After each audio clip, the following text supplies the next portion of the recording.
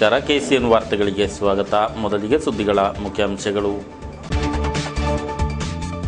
ಪತ್ರಕರ್ತರ ಸಂಘಟನೆ ರಾಜ್ಯ ಸಮ್ಮೇಳನಕ್ಕೆ ಕಾಸರಗೋಡು ಆತಿಥ್ಯ. 101 ಮಂದಿಯ ವಿಫುಲ ಸಂಘಟನಾ ಸಮಿತಿಗೆ ರೂಪು. ತುಳು ಭಾಷಾ ಸಂಸ್ಕೃತಿಯ ಉನ್ನತಿಗೆ ವಿಚಾರ ವಿನಿಮಯ. ಗಮನೀಯವಾದ ಜಿಲ್ಲಾ ಪಂಚಾಯತ್ ತುಳು ವಿಚಾರಗೋಷ್ಠಿ. ವಾಂತಿ ಭೇದಿಗೆ ಶಾಶ್ವತ ಕಡಿವಾಣ ಗುರಿ. ಕಾಸರಗೋಡಿನಲ್ಲಿ ಆರೋಗ್ಯ ಸೇನೆಯಿಂದ ORS ಸಪ್ತಾಹ. ನಿಷೇಧ ನಡುವೆ ಹೊಸ ಮಾದರಿಯಲ್ಲಿ ತಂಬಾಕು ಉತ್ಪನ್ನ ಕಾಸರಗೋಡಿಗೆ. ಕಠಿಣ ಕ್ರಮ ಸ್ವೀಕರಿಸಲಾರದೆ ಅಧಿಕೃತರು. ಸುದ್ದಿಗಳು ವಿವರವಾಗಿ. ಕೇರಳದಲ್ಲಿ ತಂಬಾಕು ಉತ್ಪನ್ನಗಳಿಗೆ ನಿಷೇಧವಿದ್ದು, ಇದೀಗ ಹೊಸ ಮಾದರಿಯ ತಂಬಾಕು ಉತ್ಪನ್ನಗಳು ಕರ್ನಾಟಕ ಗಡಿ ದಾಟಿ ಹೇರಳ ಪ್ರಮಾಣದಲ್ಲಿ ಕಾಸರಗೋಡಿಗೆ ತಲುಪುತ್ತಿವೆ. ರೈಲು ಹಾಗೂ ರಸ್ತೆ ಮಾರ್ಗವಾಗಿ ಪ್ರತಿನಿತ್ಯ ದಶಸಹಸ್ರಗಟ್ಟಲೆ ಪ್ಯಾಕೆಟ್ ತಂಬಾಕು ಉತ್ಪನ್ನ ಕಾಸರಗೋಡು ಮೂಲಕ ಕೇರಳಕ್ಕೆ ರವಾನೆಯಾಗುತ್ತಿದೆ. ಕಳ್ಳ ಸಾಗಾಟ ಪತ್ತೆ ವೇಳೆ ಕೇವಲ 200 ರೂಪಾಯಿ ದಂಡ ವಸೂಲಿಸಿ ಬಿಡುವುದರಿಂದ ಸಾಗಾಟ ಮತ್ತಷ್ಟು ಹೆಚ್ಚಾಗುತ್ತಿದೆ ಎನ್ನಲಾಗಿದೆ. Cigarette and other tobacco product act ಅಥವಾ ಕೋಪ್ಟಾ ಕಾಯ್ದೆಯ ಆಲಸ್ಯವೇ ಇದಕ್ಕೆ ಕಾರಣ. ಸಾಗಾಟದ ವಾಹನ ವಶಪಡಿಸಲು ಅಥವಾ ಸಾಗಾಟದಾರರ ಬಂಧನಕ್ಕೆ ಈ ಕಾನೂನಿನಲ್ಲಿ ಆಸ್ಪದವಿಲ್ಲ. ಇದರಿಂದ ತಾವು ಅಸಹಾಯಕರೆನ್ನುತ್ತಾರೆ ಅಬಕಾರಿ ಇಲಾಖಾಧಿಕಾರಿಗಳು. ವಶಪಡಿಸಿದ ವಸ್ತುಗಳನ್ನು ನ್ಯಾಯಾಲಯ ನಿರ್ದೇಶನದಂತೆ ಬೆಂಕಿ ಹಚ್ಚಿ ನಾಶಪಡಿಸಲಾಗುತ್ತದೆ. ಶಿಕ್ಷೆ ಇಷ್ಟೊಂದು ಸರಳವಾಗಿರುವುದರಿಂದ ಈ ಕ್ಷೇತ್ರಕ್ಕಿಳಿದವರು ಕಾಯಕವನ್ನು ಮುಂದುವರಿಸುತ್ತಲೇ ಇರುತ್ತಾರೆ.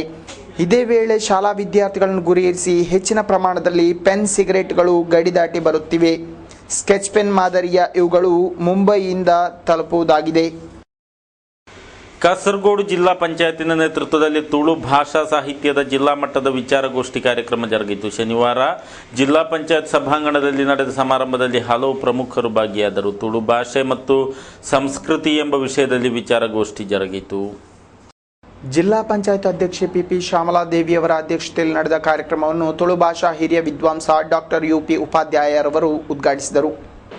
ಆಮೇಲೆ ಕನ್ನಡ ಮತ್ತು ತುಳು ಅಂತೂ ಅವರ ಈ ರಾಜ್ಯದ ಭಾಷೆ, ಅದರಲ್ಲಿ ಕೂಡ ಮಾತೃಭಾಷೆ ಹಾಗೆ ಅವರಿಗೆ ಪರಿಶ್ರಮ ಇತ್ತು. ಭಾಷೆ ಮಕ್ಕಳಿಗೆ ಎಷ್ಟು ಭಾಷೆಯನ್ನು ಕಲಿಸಲಿಕ್ಕೆ ಆಗುತ್ತೆ. ಒಂದಲ್ಲ, ಮದರ್ ಟಂಗ್ ಅಂತ ನಾವು ಹೇಳುದು ಮದರ್ ಟಂಗ್ ಅಲ್ಲ, ಅದು ಫಸ್ಟ್ ಲ್ಯಾಂಗ್ವೇಜ್. ಈಗ ಆ ಮದರ್ ಟಂಗ್ ಬಿಟ್ಟುಬಿಟ್ಟು ಆ ಮಗು ಬೇರೆ ಒಂದು ಪ್ರದೇಶದಲ್ಲಿ ಹುಟ್ಟಿದರೆ ತಂದೆ ತಾಯಿಗಳು ಅಲ್ಲಿದ್ದರೂ ಕೂಡ ಆ ಪ್ರದೇಶದ ಭಾಷೆಯನ್ನು ಕಲಿತದೆ. ಸುತ್ತಮುತ್ತಲಿನ ಮಕ್ಕಳು ಯಾವ ಭಾಷೆ ಮಾತಾಡ್ತಾರೆ ಅದನ್ನು ಆ ಮಗು ಕಲಿಯುತ್ತದೆ. ಆದ್ದರಿಂದ ಒಂದು 10, 12, 14 ವರ್ಷದವರೆಗೆ ಒಂದು ಮಗು 4, 5, 6 ಭಾಷೆಗಳನ್ನು ಕಲಿಯಲಿಕ್ಕೆ ಸಮರ್ಥವಾಗಿರ್ತದೆ. ಅಕಾಡೆಮಿ ಸಮಿತಿ ಅಧ್ಯಕ್ಷ ಡಾಕ್ಟರ್ C ಬಾಲನ್, ಶಿಕ್ಷಣ ಜಿಲ್ಲಾ ಉಪನಿರ್ದೇಶಕ C ರಾಘವನ್, ಜಿಲ್ಲಾ ಪಂಚಾಯತ್ ಸದಸ್ಯ ಶಂಕರ್ ರೈ ಮಾಸ್ಟರ್ ಮೊದಲಾದವರು ಉಪಸ್ಥಿತರಿದ್ದರು. ಬಳಿಕ ತುಳು ಭಾಷೆ ಹಾಗೂ ಸಾಹಿತ್ಯ, ತುಳು ಜನ ವಿಭಾಗಗಳು, ತುಳು ಸಂಸ್ಕೃತಿ ಎಂಬ 3 ವಿಚಾರಗಳನ್ನಿಟ್ಟು ವಿವಿಧ ಹಂತಗಳಲ್ಲಾಗಿ ವಿಚಾರಗೋಷ್ಠಿ ನಡೆಯಿತು. ಸಂಜೆ ಸಮಾರೋಪ ಕಾರ್ಯಕ್ರಮದೊಂದಿಗೆ ಮುಕ್ತಾಯವಾಯಿತು.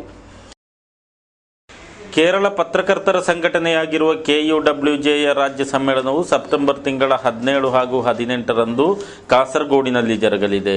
ಕಾಸರಗೋಡು ಜಿಲ್ಲೆಯಲ್ಲಿ ಪ್ರಥಮ ಬಾರಿಗೆ ನಡೆಯುತ್ತಿರುವ ರಾಜ್ಯ ಸಮ್ಮೇಳನದ ಯಶಸ್ವಿಗಾಗಿ ವಿಪುಲವಾದ ಸಂಘಟನಾ ಸಮಿತಿ ರೂಪೀಕರಿಸಲಾಯಿತು.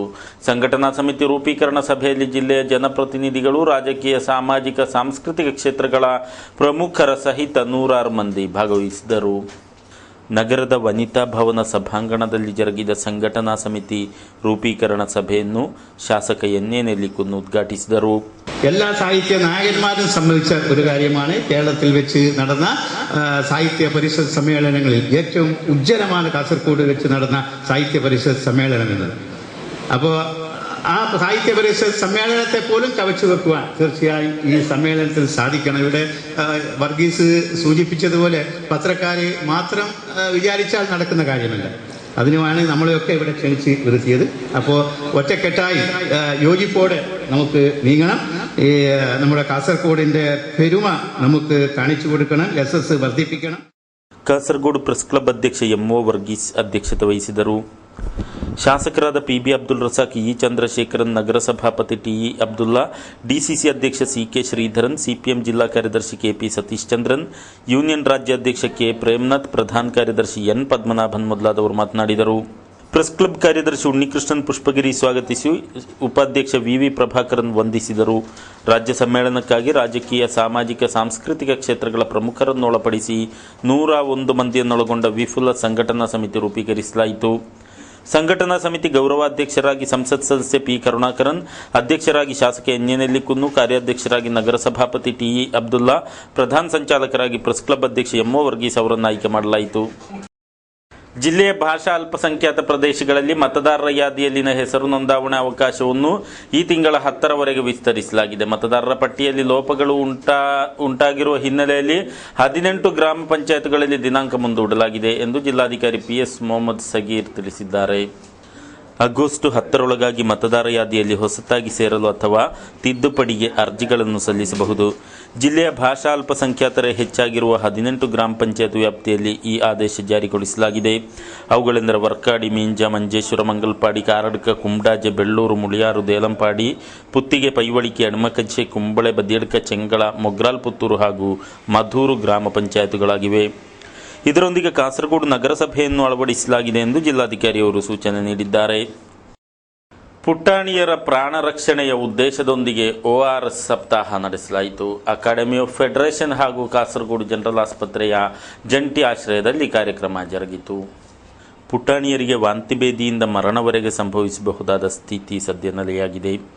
ಇದರ ಪ್ರತಿರೋಧಕ್ಕಾಗಿ ಇಂಡಿಯನ್ ಅಕಾಡೆಮಿ ಆಫ್ ಪೀಡಿಯಾಟ್ರಿಷಿಯನ್ ಹಾಗೂ ಕಾಸರಗೋಡು ಜನರಲ್ ಆಸ್ಪತ್ರೆಯ ಜಂಟಿ ಸಹಯೋಗದೊಂದಿಗೆ ORS ವಾರ ಸಂಘಟಿಸಲಾಯಿತು. ಜನರಲ್ ಆಸ್ಪತ್ರೆ ವಠಾರದಲ್ಲಿ ಜರುಗಿದ ಸಮಾರಂಭದಲ್ಲಿ ಹಿರಿಯ ವೈದ್ಯರಾದ ಡಾಕ್ಟರ್ ವೆಂಕಟಗಿರಿ ಸಪ್ತಾಹವನ್ನು ಉದ್ಘಾಟಿಸಿದರು. ಡಾಕ್ಟರ್ ನಾರಾಯಣ ನಾಯ್ಕ್ ಅಧ್ಯಕ್ಷತೆ ವಹಿಸಿದರು. 5 ವರ್ಷಕ್ಕಿಂತ ಕೆಳಗಿನ ಮಕ್ಕಳಿಗೆ ಮನೆಗಳಿಗೆ ತೆರಳಿ ಆಶಾ ಕಾರ್ಯಕರ್ತೆಯರು ಔಷಧಿ ವಿತರಿಸಲಿರುವರು. ಅಲ್ಲದೆ ಮಕ್ಕಳ ಮಾಹಿತಿ ಸಂಗ್ರಹಿಸಿ ಆರೋಗ್ಯ ಇಲಾಖೆಗೆ ಹಸ್ತಾಂತರಿಸುವರು. ಡಾಕ್ಟರ್ ಜನಾರ್ದನ್ ನಾಯ್ಕ್, ಡಾಕ್ಟರ್ ಕೃಷ್ಣ ನಾಯ್ಕ್ ಮೊದಲಾದವರು ಮಾತನಾಡಿದರು. ಮಕ್ಕಳ ರೋಗ ತಜ್ಞ ಡಾಕ್ಟರ್ ನಾರಾಯಣ ನಾಯ್ಕ್ ತರಗತಿ ನಡೆಸಿದರು. ಪುಟಾಣಿ ಮಕ್ಕಳ ಪ್ರಾಣ ಸಂರಕ್ಷಣಾರ್ಥ ಕೇಂದ್ರ ಸರ್ಕಾರ ಆವಿಷ್ಕರಿಸಿದ ಯೋಜನೆ ಇದಾಗಿದೆ. ಅಕ್ರಮವಾಗಿ ಕರ್ನಾಟಕದಿಂದ ರಾಜ್ಯಕ್ಕೆ ತರಲೆತ್ನಿಸಿದ್ದ ಕೋಳಿ ಸಹಿತ ವಾಹನವನ್ನು ವಶಪಡಿಸಲಾಗಿದೆ. 46 ಪೆಟ್ಟಿಗೆಗಳಲ್ಲಿ ತುಂಬಿಸಿ ಮಿನಿ ಟೆಂಪೋದಲ್ಲಿ ಸಾಗಿಸುತ್ತಿದ್ದ 1,20,000 ರೂಪಾಯಿ ಮೌಲ್ಯದ ಕೋಳಿಗಳನ್ನು ವಶಪಡಿಸಲಾಗಿದೆ. ನೆರೆ ರಾಜ್ಯದಿಂದ ಜಾಲ್ಸೂರ್ ಮಾರ್ಗವಾಗಿ ರಾಜ್ಯಕ್ಕೆ ತರಲೆತ್ನಿಸಿದಾಗ ಖಚಿತ ಮಾಹಿತಿ ಅರಿತ ತೆರಿಗೆ ಇಲಾಖಾಧಿಕಾರಿಗಳು ಏತಡ್ಕ ಬಳಿ ಕಾರ್ಯಾಚರಣೆ ನಡೆಸಿದ್ದಾರೆ. 85,000 ರೂಪಾಯಿ ದಂಡ ವಸೂಲು ಮಾಡಿದ ಬಳಿಕ ಕೋಳಿಗಳ ಸಹಿತ ವಾಹನ ಬಿಟ್ಟುಕೊಡಲಾಯಿತು. ಹಳೆತನದ ಹಿರಿಮೆ ಸಾರಿ ವ್ಯಕ್ತಿ ಗಮನ ಸೆಳೆಯುತ್ತಿದ್ದಾರೆ. ವೃತ್ತಿಯಲ್ಲಿ ಅಕ್ಕಸಾಲಿಕನಾಗಿರುವ ಮಂಜೇಶ್ವರ ಉದ್ಯಾವರ ನಿವಾಸಿ ರಾಮಕೃಷ್ಣ ಆಚಾರ್ಯರು ಪ್ರವೃತ್ತಿಯಲ್ಲಿ ಪ್ರಾಚ್ಯ ವಸ್ತು ಸಂಗ್ರಾಹಕನಾಗಿದ್ದಾರೆ. ನವ ಪೀಳಿಗೆಗೆ ನಮ್ಮ ಪೂರ್ವಜರ ಬದುಕು, ಆ ಕಾಲದಲ್ಲಿ ಬಳಸಿದ್ದ ವಸ್ತುಗಳ ಪರಿಚಯ ಮೂಡಿಸುವುದು ಈ ಮನುಷ್ಯನ ಸಾಹಸದ ಗುರಿ. ಕಳೆದ 1.5 ದಶಕದಿಂದ ರಾಮಕೃಷ್ಣ ಆಚಾರ್ಯರು ಈ ಹವ್ಯಾಸದ ರೂಢಿಯನ್ನಿಟ್ಟುಕೊಂಡಿದ್ದಾರೆ. ಹೀಗೆ ಅವರು ಸಂಗ್ರಹಿಸಿದ ಪುರಾತನ ವಸ್ತುಗಳ ಪಟ್ಟಿ ತುಂಬ ದೊಡ್ಡದಾಗಿಯೇ ಇದೆ. ಹಳೆ ಕಾಲದ ಸೇಮಗೆ ಮಣೆ, ನೇಗಿಲು, ಏತ, ಮರಾಯಿ, ಹಳೆ ರೇಡಿಯೋ, ಪುಸ್ತಕದ ಸ್ಟ್ಯಾಂಡ್, ಚೆನ್ನಮಣೆ, ಸಾಂಬಾರು ಪೆಟ್ಟಿಗೆ, ಕಳಸಿಗೆ, ಬಳ್ಳ, ಕಾಚಂಪುಳಿ ಕಾಯಿಸುವ ಕುಡಿಕೆ, ನೂಲು ಚರಕ, ಶಂಖ, ಎಲೆ ಅಡಿಕೆ ಸುಣ್ಣ ಡಬ್ಬಿ, ಕಡಾವು, ಚಾಪೆ ದೀಪ, ಹಿತ್ತಾಳೆ ಚೆಂಬು, ಬೋಗುಣಿ, ಕೋವಿ, ರುಬ್ಬುವ ಕಲ್ಲು, ಬೀಸುವ ಕಲ್ಲು, ಒನಕೆ, ಔಷಧಿ ಅರಿಯುವ ಕಲ್ಲು, ಬೇರಿನಿಂದ ಮಾಡಿದ ಕಲಾಕೃತಿಗಳು, ವಿವಿಧ ಥರದ ಗಿಡಗಳು ಸೇರಿದಂತೆ ಹೀಗೆ ಪಟ್ಟಿ ಬೆಳೆಯುತ್ತಾ ಹೋಗುತ್ತದೆ. ಇವರು ಇದನ್ನು ಹಲವು ಬಾರಿ ವಿವಿಧೆಡೆ ಉಚಿತವಾಗಿ ಪ್ರದರ್ಶನಗೊಳಿಸಿದ್ದು ಜನರ ಶ್ಲಾಘನೆಗೆ ಪಾತ್ರವಾಗಿದ್ದಾರೆ. 15 ವರ್ಷಗಳ ಹಿಂದೆ ಧರ್ಮಸ್ಥಳದ ಮಂಜುಷಾ ವಸ್ತು ಸಂಗ್ರಹಾಲಯದಲ್ಲಿ ಅಲ್ಲಿನ ಪುರಾತನ ವಸ್ತುಗಳನ್ನು ನೋಡಿ ಆಕರ್ಷಣೆಗೊಂಡು ತಾನು ಯಾಕೆ ಇಂತಹ ಒಂದು ಕಾರ್ಯಕ್ಕೆ ಇಳಿಯಬಾರದೆಂಬ ಪ್ರಶ್ನೆ ಮನಸ್ಸಿನಲ್ಲಿ ಮೂಡಿ ಹವ್ಯಾಸವನ್ನು ಬೆಳೆಸಿದೆ ಎಂದು ರಾಮಚಂದ್ರ ಆಚಾರ್ಯರು KCN ಜೊತೆ ತಮ್ಮ ನೆನಪುಗಳನ್ನು ಮೆಲುಕು ಹಾಕಿದರು. ಧರ್ಮಸ್ಥಳ ಮಂಜುಷಾ ಮ್ಯೂಸಿಯಂ ಅಲ್ಲಿ ನೋಡಿ ಭಯಂಕರ ಖುಷಿಯಾಗಿ ನಾವು ಈ ಕಲೆಕ್ಷನ್ ಹೊರಟದ್ದು 15 ವರ್ಷಕ್ಕೆ ಮಾಡ್ತಾ ಇದ್ದೇನೆ. ಮತ್ತು ಎಲ್ಲ ಕಡೆಯಲ್ಲಿ ನಾನು ಈಗ ಪ್ರದರ್ಶನ ಮಾಡಿದ್ದೇನೆ. ಫಸ್ಟು ನಮ್ಮ ಅಂದರೆ ಕಣ್ಣುತೀರ್ಥ ಆಟಿರಂಜಿ ದಿನ, ಆಮೇಲೆ ನೆಕ್ಸ್ಟು ಮುಖ್ಯಮಂತ್ರಿ ಬಂದಾಗ VS ಅಚ್ಯುತಾನಂದ ಬಂದಾಗ ಪೈಗಳಿಗೆ ಇಟ್ಟಿದ್ದೇನೆ. ಮತ್ತು ಮೊನ್ನೆ ಮೋಹನ್ ಮಿನಿಸ್ಟರ್ ಬಂದಾಗ, ಕೃಷಿ ಮಿನಿಸ್ಟರ್ ಬಂದಾಗ ನಾನು ಎಸ್ಟೇಟ್ಸಲ್ಲಿ ಇಟ್ಟಿದ್ದೇನೆ. ಹಾಗೆಲ್ಲ ನನಗೆ ಪ್ರಶಸ್ತಿ ಕೊಟ್ಟಿದ್ದಾರೆ. ವಸ್ತು ಪ್ರದರ್ಶನಕ್ಕೆ ಹಲವು ಶಾಲೆಯ ಶಿಕ್ಷಕರು ತನ್ನನ್ನು ಹುಡುಕಿಕೊಂಡು ಬರುತ್ತಿದ್ದು, ಈ ವೇಳೆ ಮಕ್ಕಳಿಗೋಸ್ಕರ ಕೆಲಸ ಬಿಡುವು ಮಾಡಿಕೊಂಡು ಪ್ರದರ್ಶನ ನೀಡುತ್ತಿದ್ದೇನೆ. ಈಗಾಗಲೇ ಪೈವಳಿಕೆ ಶಾಲೆಯಲ್ಲಿ ಮಾಜಿ ಮುಖ್ಯಮಂತ್ರಿ ಅಚ್ಯುತಾನಂದನ್ ಆಗಮಿಸಿದ್ದಾಗ, ಕಣ್ವತೀರ್ಥ ಶಾಲೆಯಲ್ಲಿ ಕೃಷಿ ಸಚಿವ ಮೋಹನನ್ ಆಗಮಿಸಿದ್ದಾಗ ಮಂಗಳೂರಿನ ಹಲವು ಶಾಲೆಗಳಲ್ಲಿ ಪ್ರದರ್ಶನ ಏರ್ಪಡಿಸಿದ್ದೆ ಎಂದರು. 10ನೇ ತರಗತಿಗೆ ಶಿಕ್ಷಣ ಪೂರೈಸಿದ ರಾಮಕೃಷ್ಣ ಆಚಾರ್ಯರು ವೃತ್ತಿ ಜೀವನದೊಂದಿಗೆ ಈ ಹವ್ಯಾಸವನ್ನು ಬೆಳೆಸಿ ಅದನ್ನು ಯಶಸ್ವಿಯಾಗಿ ಮುನ್ನಡೆಸಲು ಧರ್ಮಪತ್ನಿ ದಾಕ್ಷಾಯಿಣಿಯವರ ಪ್ರೋತ್ಸಾಹ ಬೆಂಬಲವೂ ಇದೆ ಎಂದು ಸಂತೋಷದಿಂದ ಹೇಳುತ್ತಾರೆ. ಒಟ್ಟಿನಲ್ಲಿ ಬದುಕಿನ ಬವಣೆಯೊಂದಿಗೆ ತನ್ನ ಅಭಿರುಚಿ ಆಸಕ್ತಿಯನ್ನು ಪೋಷಿಸಿ ಅದರಿಂದ ಎಲ್ಲರಿಗೂ ಒಳಿತಾಗಬೇಕು, ತಮ್ಮ ಸಾಂಪ್ರದಾಯಿಕತೆ ಯುವ ಪೀಳಿಗೆಗೂ ತಿಳಿಯಬೇಕು ಎನ್ನುವ ಇವರ ಈ ಭಾವನೆ ನಿಜಕ್ಕೂ ಶ್ಲಾಘನೀಯ. Abdul Rehman Udyavar, KCN news bureau, Manjeshwar. ವಾಹನ ಸವಾರರಿಗೆ ಸಿಹಿ ಸುದ್ದಿ. ತೈಲೋತ್ಪನ್ನ ಮಾರಾಟ ಕಂಪನಿಗಳು ಮತ್ತೊಂದು ಸುತ್ತಿನ ಇಂಧನ ದರ ಕಡಿತ ಘೋಷಣೆ ಮಾಡಿವೆ. ನೂತನ ಪರಿಷ್ಕೃತ ದರ ಶುಕ್ರವಾರ ಮಧ್ಯರಾತ್ರಿಯಿಂದಲೇ ಜಾರಿಗೊಂಡಿದೆ. ನೂತನ ಪರಿಷ್ಕೃತ ದರದನ್ವಯ ಕಾಸರಗೋಡು ಜಿಲ್ಲೆಯಲ್ಲಿ 71 ರೂಪಾಯಿ 6 ಪೈಸೆ ಇದ್ದ ಪೆಟ್ರೋಲ್ ದರ 68 ರೂಪಾಯಿ 43 ಪೈಸೆಗೆ ಹಾಗೂ ಡೀಸೆಲ್ ದರ 54 ರೂಪಾಯಿ 6 ಪೈಸೆ ಇದ್ದದ್ದು 50 ರೂಪಾಯಿ 16 ಪೈಸೆಗೆ ಇಳಿದಿದೆ. ಇದರ ಅನ್ವಯ ರಾಜ್ಯದಲ್ಲಿ ಪೆಟ್ರೋಲ್ಗೆ 2 ರೂಪಾಯಿ 63 ಪೈಸೆ ಹಾಗೂ ಡೀಸೆಲ್ಗೆ 3 ರೂಪಾಯಿ 90 ಪೈಸೆಯಷ್ಟು ದರ ಇಳಿಮುಖವಾಗಿದೆ. ಅಂತಾರಾಷ್ಟ್ರೀಯ ಮಾರುಕಟ್ಟೆಯಲ್ಲಿ ಕಚ್ಚಾ ತೈಲದ ಬೆಲೆ ಕುಸಿತವೇ ದರ ಇಳಿಕೆ ಮಾಡುವ ನಿರ್ಣಯಕ್ಕೆ ಬರಲು ಕಾರಣವಾಗಿದೆ. ಈ ಹಿಂದೆ ಜುಲೈ 16ರಂದು ಡೀಸೆಲ್ ಪೆಟ್ರೋಲ್ ದರಗಳನ್ನು ಪರಿಷ್ಕರಿಸಲಾಗಿತ್ತು. ಸಬ್ಸಿಡಿ ರಹಿತ ಗ್ಯಾಸ್ ಸಿಲಿಂಡರ್ಗಳ ದರದಲ್ಲೂ ಇಳಿಮುಖವಾಗಿದೆ. 14.2 kg ಸಿಲಿಂಡರ್ ಒಂದಕ್ಕೆ 23.5 ರೂಪಾಯಿ ದರ ಕಡಿತವಾಗಿದೆ. ಆದರೆ ಸಬ್ಸಿಡಿ ರಹಿತ ಗ್ಯಾಸ್ ಸಿಲಿಂಡರ್ಗೆ ದರ ಇಳಿಕೆಯಾಗಿಲ್ಲ. ಸಲಿಂಗರತಿ ಕಿರುಕುಳ ಪ್ರಕರಣದನ್ವಯ ಇಬ್ಬರನ್ನು ಬಂಧಿಸಲಾಗಿದೆ. ಕುಂಬಳೆ ಸಮೀಪದ ಮುಳಿಯಡ್ಕ ನಿವಾಸಿಗಳಾದ ರಜನಿ ಹಾಗೂ ಸೇದು ಆರೋಪಿಗಳು ಸ್ಥಳೀಯ 11ರ ಹರೆಯದ ಬಾಲಕ ಶಾಲೆ ಬಿಟ್ಟು ಮನೆಗೆ ಮರಳುತ್ತಿದ್ದಾಗ ಆತನನ್ನು ಬೈಕಿನಲ್ಲಿ ನಿರ್ಜನ ಪ್ರದೇಶಕ್ಕೆ ಕರೆದೊಯ್ದು ಉಪ್ಪಟಳ ನೀಡಿದ್ದು ಬಾಲಕ ಬೊಬ್ಬಿರಿದಾಗ ಆರೋಪಿಗಳು ಪರಾರಿಯಾಗಿದ್ದಾರೆ. ತರುವಾಯ ತನಿಖೆ ನಡೆಸಿದ ಕುಂಬಳೆ ಪೊಲೀಸರು ಆರೋಪಿಗಳನ್ನು ಪತ್ತೆ ಹಚ್ಚಿ ಸೆರೆ ಹಿಡಿದಿದ್ದಾರೆ. ಯಾಕೂಬ್ ಮೆಮನ್ನನ್ನು ಗಲ್ಲಿಗೇರಿಸಿದ್ದನ್ನು ವಿರೋಧಿಸಿ ಪ್ರತಿಭಟನೆ ನಡೆಸಿದ 25 ಮಂದಿ ವಿರುದ್ಧ ಕೇಸು ದಾಖಲಿಸಲಾಗಿದೆ. ಶುಕ್ರವಾರ ಸಂಜೆ SDPI ನೇತೃತ್ವದಲ್ಲಿ ಹೊಸಂಗಡಿಪೇಟೆಯಲ್ಲಿ ಪ್ರತಿಭಟನೆ ನಡೆದಿತ್ತು. ಈ ಸಂಬಂಧ ರಫೀಕ್, ಅಬ್ದುಲ್ಲಾ, ಇಕ್ಬಾಲ್ ಸೇರಿದಂತೆ 25 ಮಂದಿ ವಿರುದ್ಧ ಮೊಕದ್ದಮೆ ಹೂಡಲಾಗಿದೆ. ಕಾಸರಗೋಡು ಸೇವಾ ಸಹಕಾರಿ ಬ್ಯಾಂಕಿನ ನೇತೃತ್ವದಲ್ಲಿ ಆಲಿಲಾ ಯೋಜನೆ ಅಂಗವಾಗಿ 500 ಮರಗಿಡಗಳನ್ನು ವಿತರಿಸಲಾಯಿತು. ಶುಕ್ರವಾರ ಸಾಯಂಕಾಲ ಜರುಗಿದ ಕಾರ್ಯಕ್ರಮದಲ್ಲಿ ಸಸಿ ವಿತರಣೆ ನೆರವೇರಿತು. ಹಲವಾರು ಮಂದಿ ಪಾಲ್ಗೊಂಡರು. ಸಸಿಗಳ ವಿತರಣಾ ಉದ್ಘಾಟನೆಯನ್ನು ಬ್ಯಾಂಕಿನ ವಿದ್ಯಾನಗರ ಶಾಖೆ ಪರಿಸರದಲ್ಲಿ സഹകാര സംഘದ സഹായക നോന്താവണാധികാരി മുഹമ്മദ് ബഷീർ ನೆರವೇರಿಸಿದರು. ആലപ്പതി 5 ലക്ഷം തൈകൾ സംസ്ഥാനത്ത് വച്ചുപിടിപ്പിക്കണമെന്നായിരുന്നു ആദ്യത്തെ തീരുമാനം. പക്ഷേ ഇപ്പോൾ 5 ലക്ഷത്തിൽ കൂടുതൽ തൈകൾ നമുക്ക് വച്ചുപിടിപ്പിക്കാൻ കഴിഞ്ഞിട്ടുണ്ട്. കാസർഗോഡ് ജില്ലയിൽ തന്നെ നല്ലൊരു ശതമാനം തൈകൾ നമ്മൾ വച്ചുപിടിപ്പിക്കാനുള്ള നിർദ്ദേശം നൽകി. അതനുസരിച്ച് സഹകരണ ബാങ്കുകൾ ഏറ്റെടുക്കുകയും ചെയ്തു. ഇത് ആദ്യം ഫോറസ്റ്റ് ഡിപ്പാർട്ട്മെന്റ് ആണ് ഇത് ഏറ്റെടുത്ത് നടപ്പാക്കിയിരുന്നെങ്കിലും ഉദ്ദേശിച്ച ഫലം ലഭ്യമാകാത്തതുകൊണ്ട് ഫോറസ്റ്റ് ഡിപ്പാർട്ട്മെന്റ് കൃഷി ഡിപ്പാർട്ട്മെന്റുമായിരുന്നു ആദ്യം ഇത് നടപ്പിലാക്കിക്കൊണ്ടിരുന്നത്. പക്ഷേ ഉദ്ദേശിച്ച ഫലം ഇതിൽ നിന്ന് ലഭിക്കാത്തതുകൊണ്ട് സഹകരണ വകുപ്പിനെ ഏൽപ്പിക്കുകയും സഹകരണ പ്രസ്ഥാനങ്ങൾ ജനങ്ങളിലേക്ക് ഇഴകിച്ചെന്ന് കൂടുതൽ പ്രവർത്തിക്കാൻ, കാര്യക്ഷമമായി പ്രവർത്തിക്കാൻ സാധിച്ചുകൊണ്ട് ഇത് വളരെ വിജയകരമായി നടത്തിക്കൊണ്ടുപോകാൻ സാധിച്ചിട്ടുണ്ട്. ಬ್ಯಾಂಕ್ ಅಧ್ಯಕ್ಷ SJ ಪ್ರಸಾದ್ ಅಧ್ಯಕ್ಷತೆ ವಹಿಸಿದರು. ಬ್ಯಾಂಕ್ ನಿರ್ದೇಶಕರಾದ K Balachandran, KB Gangadharan, M Sumathi, PV ಕುഞ്ഞಂಬು ಮೊದಲಾದವರು ಮಾತನಾಡಿದರು. ಉಸ್ತುವಾರಿ ಕಾರ್ಯದರ್ಶಿ ಸುಮತಿ ಸ್ವಾಗತಿಸಿದರು.